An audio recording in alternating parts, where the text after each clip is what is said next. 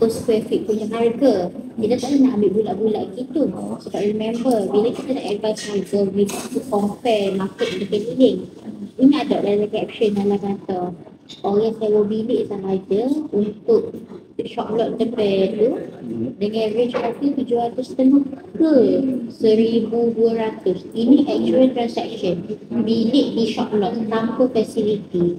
So meaning to say, kalau kita buat less than 1,000, dia murah. Dia jadi murah, it doesn't make sense. So saya rasa kalau misalnya kita nak sewakan dengan harga RM1,000 pun actually boleh dapat. Okay, but kita kena remember that apa investor punya perspektif tu dua benda tu kan, positive cash flow ataupun capital appreciation. So dalam ni kita kena kira pula actually untuk unit yang ni berapa installment bulanan dia untuk kita advise. Kita nak buat adjustment dalam ni. Adjustment kita kena adjust lah, bayar bulan-bulan berapa, sewa dapat berapa, market sekeliling berapa.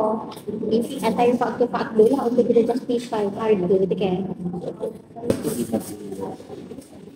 So kalau kita advance 1,000, is this a good pricing ke tak? Masih ada positive cash flow kan? Yeah.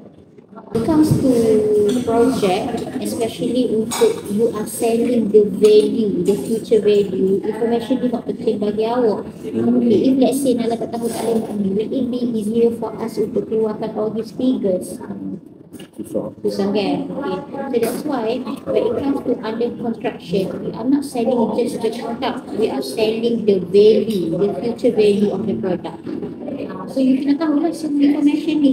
Sebab tu dalam tanya berapa past value dia. So bila kita tahu past value dia 5 years back, kita boleh project berapa increment value 5 years next. Maksudnya kita tengok kepada trend kenaikan dia. Bila